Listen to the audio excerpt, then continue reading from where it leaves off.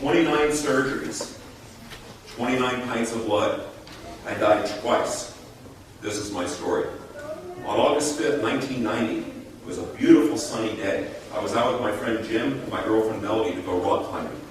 Jim and I got into our gear and we climbed all the way to the top. Melody stayed at the bottom as safety.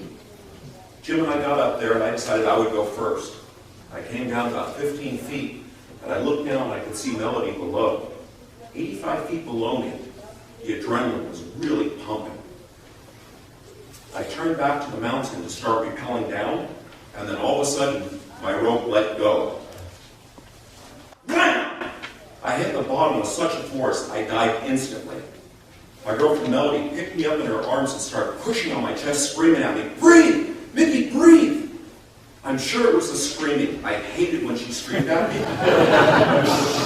I woke up in such pain through my entire body.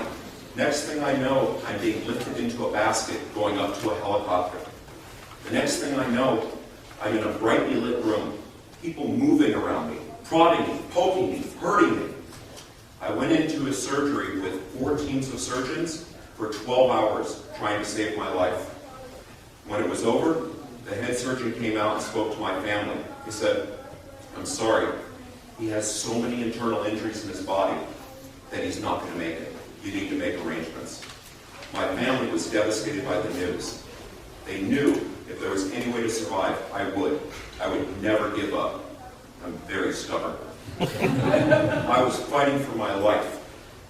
They kept pumping morphine into me because of the pain, and it caused me to be in and out of hallucinations.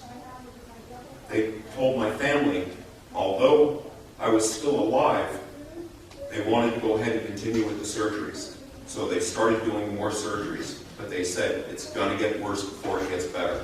And it did. My kidneys shut down, I had 104 fever, and I was not allowed to have any water at all.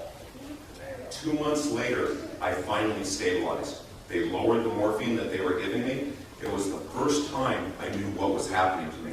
I could talk to my girlfriend, talk to my family, and the surgeon. I didn't know what happened. I've been in a dream state.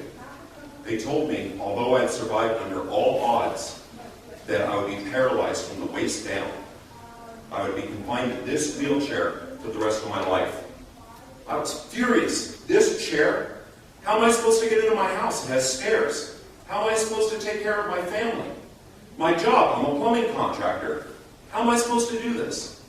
I promised myself at that moment that I would walk before I left the hospital. Nobody believed it was possible. 7 months later, I had my chance.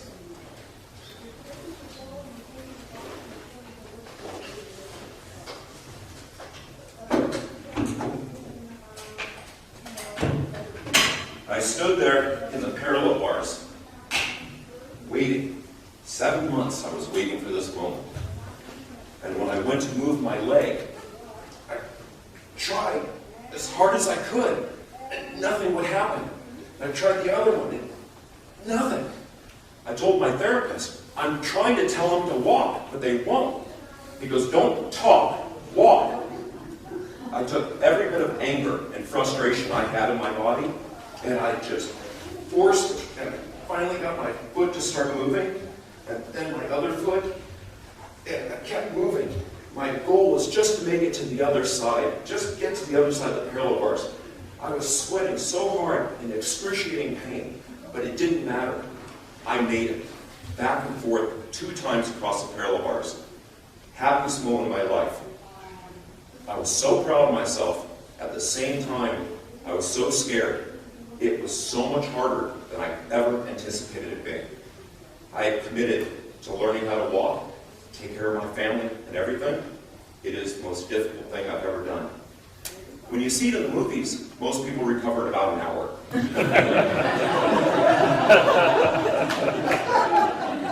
I hoped. But the main thing I did was I kept doing therapy. I kept trying. When I got home, I started to want to feel normal.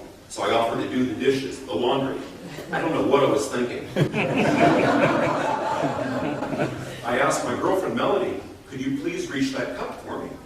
She said, if you try to reach it and you can't, I will get it for you. So I'm thinking, all right. So I'm walking around. God, I hate her. And when I went to reach for the cup, I was bent over, unable to stand up straight. And I was so determined and so angry that I just stretched my body, and I stretched it beyond its ability. And I was able to reach that cup. I couldn't believe it. I was actually able to do something I didn't think I could. But through therapy and persistence, I was able to do it. I limited myself. It was so important that I just kept trying and kept doing therapy, kept applying myself. Everyone kept telling me, oh, you're doing great, you're doing great. Melody, on the other hand, was saying, you're not doing enough. You need to do more therapy. I just kept pushing and pushing. That's why we're not together anymore. It's good for a while. Anyway, now, I'm going to fight again. But what I learned was, just because you're not able to do something today, doesn't mean that you can't do it tomorrow. You just have to keep applying yourself. Just set yourself up with small goals. My goals of coming home, taking care of my family, learning how to drive a car again. All these things took time. Little increments, little things, but I kept setting myself up to keep going forward. I can't tell you how many times I fell backward. It's just part of life. If I quit because I fell backward, I wouldn't be where I am today. The most important lesson I had was just keep going, keep trying. As long as you keep trying, you will get there. You will reach your goal. From here, everybody in here has goals. By raising your hand, how many people think that they can achieve their goals? See, that's amazing. Everybody knows that they can do it. You have to have the determination to follow through. And don't listen to negative people. They'll just try to discourage you because they hate to see people succeed. Over there, I was talking. Now, I'm walking.